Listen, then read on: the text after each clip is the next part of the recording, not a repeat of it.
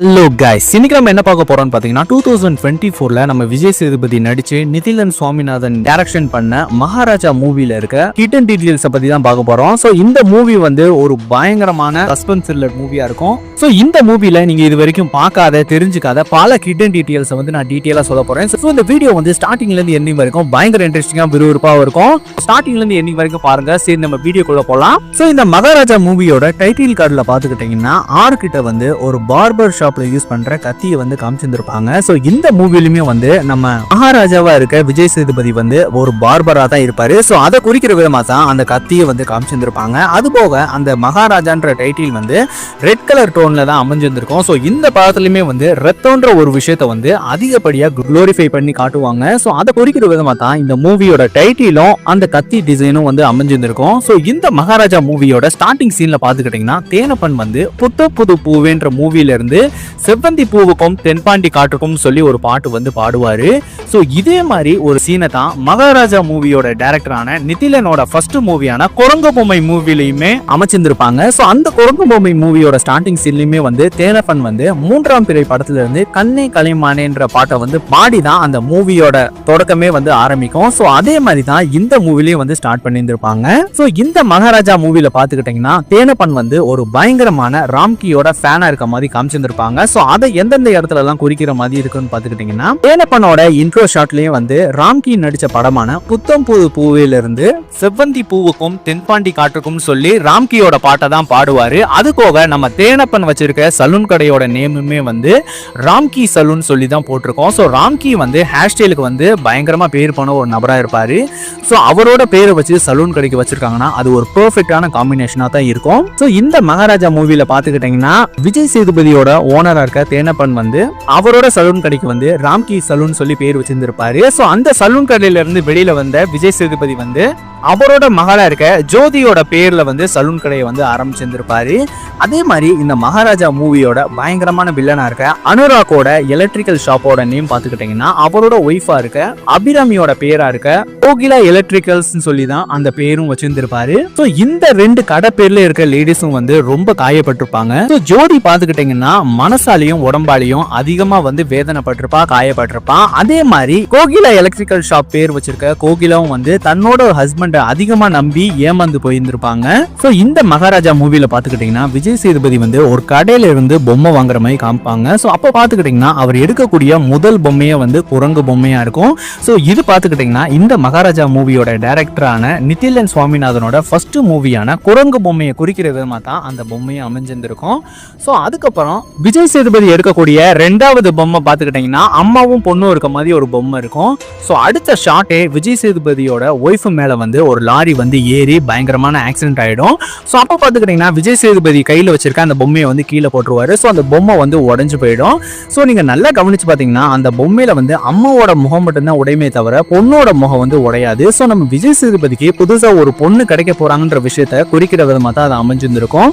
இந்த மகாராஜா மூவில பாத்துக்கிட்டீங்கன்னா விஜய் சேதுபதியும் அவரோட மகளும் வந்து வயக்காட்டுக்கு நடுவுல இருக்க ஒரு வீட்டுல வந்து ரொம்ப தனிமையா இருக்க மாதிரி தான் காட்டியிருந்திருப்பாங்க. சோ அதுக்கு என்ன காரணமா இருக்கும்னு பாத்துக்கிட்டீங்கன்னா ரோடோட மெயின் வீட்ல இருக்கும் பொழுதுதான் தன்னோட மனைவி மீதும் தன்னோட மகள் மீதும் வந்து லாரி மோதி ரெண்டு பேரையும் வந்து பறி கொடுத்துட்டு இருந்திருப்பாரு.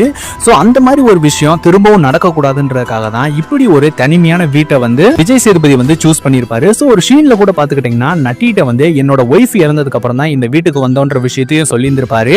பட் ஆனா அப்படி தனிமையா இருக்க வீட்டுல தான் ஒரு மிகப்பெரிய அசம்பாவிதமும் நடக்கிற மாதிரி காமிச்சிருப்பாங்க. சோ இந்த மகாராஜா மூவில பாத்துக்கிட்டீங்கன்னா விஜய் சேதுபதி வந்து பாம்பு வந்து 2 இடங்கள்ல வந்து காப்பாத்துற மாதிரி காமிச்சிருப்பாங்க. சோ ஃபர்ஸ்ட் பாத்துக்கிட்டீங்கன்னா விஜய் சேதுபதி வீட்டுல இருக்கும் பொழுது அவர் மேல வந்து பாம்பு ஊர்ந்து போகும். சோ அப்ப அந்த பாம்பு வந்து ஜன்னலை தட்டி விடும் பொழுது அந்த கிளாஸ் உடையும் பொழுதுதான் விஜய் சேதுபதி வந்து கண்முழிச்சு பார்ப்பாரு. அப்பதான் அவரோட கண்ணுக்கு வந்து மணிகண்டன் வேலை பார்க்கிற டோல் பிளாசாவோட கடையோட பில்லு வந்து கிடைக்கும். சோ அதுல இருந்து தான் அவர் ஃபர்ஸ்ட் லீடையே எடுப்பாரு. சோ செகண்ட் பாத்துக்கிட்டீங்கன்னா போலீஸ் ஸ்டேஷன்ல வந்து பாம்பு வர மாதிரி காமிப்பாங்க.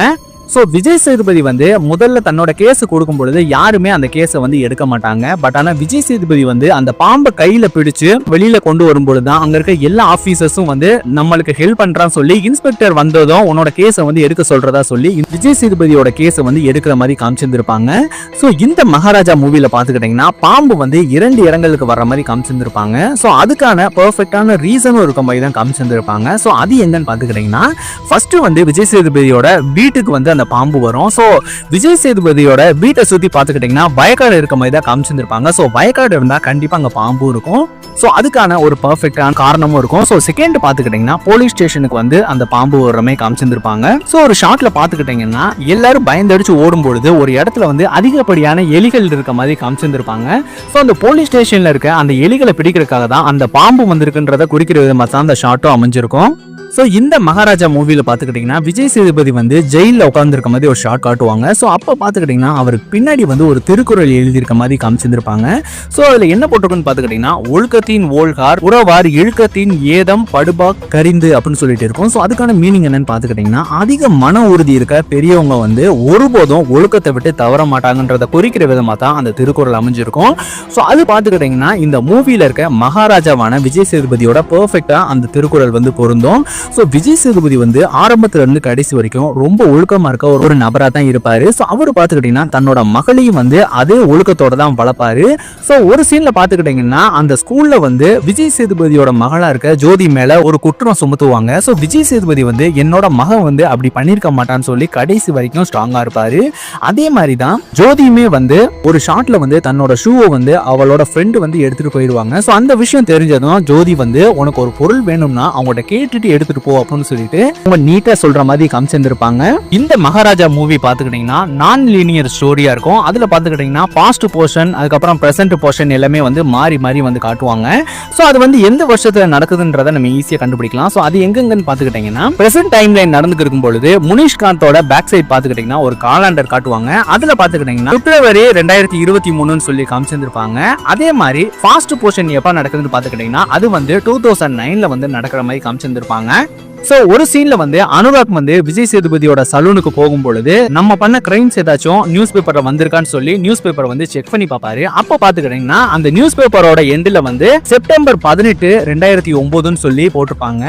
சோ அதுக்கப்புறம் வந்து அனுராக வந்து அரெஸ்ட் பண்ணிடுவாங்க. சோ அனுராக் வந்து 13 வருஷம் ஜெயில இருந்திருப்பாரு. சோ அந்த விஷயத்த வந்து மணிகண்டனே வந்து சொல்லியிருந்திருப்பாரு. நீ 13 வருஷமா இவனுக்காக தானே உள்ள இருந்த அப்படின்னு சொல்ற விஷயத்தையும் வந்து நம்மளுக்கு டீட்டெயிலா வந்து காமிச்சிருப்பாங்க. சோ அப்படி பார்த்தா அனுராக் வந்து 2022 எண்டில் வந்து வெளியில வந்திருந்திருக்கணும். சோ பிப்ரவரி வரைக்கும் விஜய் சேதுபதியை கொலை பண்றதுக்கான பிளானை வந்து அவர் தீட்டிருக்கன்றத கிளியர் கட்டா சொல்லியிருந்திருப்பாங்க. சோ இந்த மகாராஜா மூவில பாத்துக்கிட்டீங்கன்னா பெயர்ன்ற ஒரு விஷயம் வந்து அதிக இம்பார்ட்டன்ஸ் கொடுக்குற மாதிரி அமைச்சிருந்திருப்பாங்க. சோ இந்த மகாராஜா மூவியோட வில்லன் கேரக்டரா இருக்க அனுராக் கஷ்யப்போட நேம் பாத்துக்கிட்டீங்கன்னா செல்வம்னு இருக்கும். சோ அதே மாதிரி தான் அனுராக்கோட வேலை பாத்துக்கிட்டீங்கன்னா நைட் டைம்ல எல்லார் வீட்டுக்கும் போய் தங்கம் இல்ல பொருட்களை எல்லாத்தையும் திருடுறது தான் அவரோட வேலையா இருக்கும். சோ அவர் செல்வத்தை சேர்க்கறதுக்காக தான் இந்த மாதிரி ஒரு வேலை பார்த்துட்டு இருக்காரு. அது போக செல்வத்தோட ஒய்ஃபா இருக்க கோகிலா வந்து தன்னோட கணவரா இருக்க அனுராக்க வந்து செல்லமா வந்து தங்கம்னு சொல்லி தான் கூப்பிடுவாங்க. சோ அந்த தங்கம்ன்றது வந்து அனுராக்கோட பேரோட வந்து பெர்ஃபெக்ட்டா பொருந்துற மாதிரி தான் காமிச்சிருப்பாங்க. சோ இந்த மகாராஜா மூவியோட ஸ்டார்டிங் டைம்ல பாத்துக்கிட்டீங்கன்னா ஒரு போஸ்டர் வந்து ரிலீஸ் பண்ணிருப்பாங்க. அதுல பாத்துக்கிட்டீங்கன்னா what goes around comes around அப்படின்னு சொல்லிட்டு ஒரு வாக்கியம் இருக்கும். சோ அதுக்கான மீனிங் என்னன்னு பாத்துக்கிட்டீங்கன்னா நம்ம எதை விதைக்கிறோமோ அதை தான் வந்து அறுவடை பண்றோம்ன்றதை தான் அது வந்து குறிக்கும். சோ அந்த வேர்டு பாத்துக்கிட்டீங்கன்னா இந்த மகாராஜா படத்தோட பெர்ஃபெக்ட்டா வந்து பொருந்துற மாதிரி காமிச்சிருப்பாங்க. விஜய் சேதுபதி பாத்துக்கிட்டீங்கன்னா ரொம்ப நல்லவரா இருப்பாரு. தன்னோட மனைவியும் மகளையும் இழந்தாலும் அவருக்கு வந்து புது உறவா இருக்க ஜோதி வந்து கிடைப்பாங்க.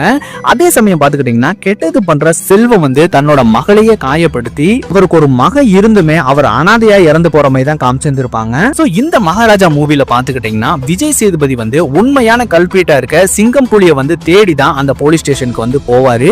பட் ஆனா சிங்கம் புலி வந்து அவரா வந்து விஜய் சேதுபதி கிட்ட மாற்ற மாதிரி தான் காமிச்சிருப்பாங்க. சோ அவரா வந்து குப்பை தொட்டியை நான் திருடுற மாதிரி நடிக்கிறேன்னு சொல்லி தான் அந்த கேஸுக்குள்ளேயே என்ட்ரி ஆவாரு. அதே மாதிரி பாத்துக்கிட்டீங்கன்னா மணிகண்டனும் அவன் வேலை பார்க்குற கடையோட ஃபேமிலியோட ஸ்லீப்பை வச்சு தான் விஜய் சேதுபதி கிட்ட வந்து மாற்ற மாதிரி காமிச்சிருந்திருப்பாங்க. சோ இந்த மகாராஜா மூவில பாத்துக்கிட்டீங்கன்னா அப்பா மகள் பாண்டிங் வந்து அருமையா வந்து சொல்லியிருந்திருப்பாங்க. பட் ஆனா அது ஒரு ஃபேமிலியை மட்டும் குறிக்கிற மாதிரி இருந்திருக்காது, 3 ஃபேமிலியை குறிக்கிற மாதிரி இருக்கும். சோ ஃபர்ஸ்ட் பாத்துக்கிட்டீங்கன்னா விஜய் சேதுபதி அவரோட மகளா இருக்க ஜோதி அவங்க 2 பேரையும் குறிக்கும். சோ செகண்ட் பாத்துக்கிட்டீங்கன்னா வில்லனா இருக்கிற நம்ம செல்வமும் அவரோட மகளையும் குறிக்கும். சோ செல்வம் வந்து தன்னோட மக மேல அதிக அளவுல வந்து பாசம் வச்சிருந்திருப்பாரு. சோ 3வது நம்பர் பாத்துக்கிட்டீங்கன்னா இந்த மூவில வந்து போலீஸ் ஆபீசரா வர நட்டிக்குமே வந்து ஒரு மகள் இருக்க மாதிரி காமிச்சிருந்திருப்பாங்க. சோ ஒரு ஷாட்ல வந்து அவரோட ஒய்ஃபும் அவரோட மகளுமே வந்து ஸ்கூட்டில போற மாதிரி காமிச்சிருந்திருப்பாங்க.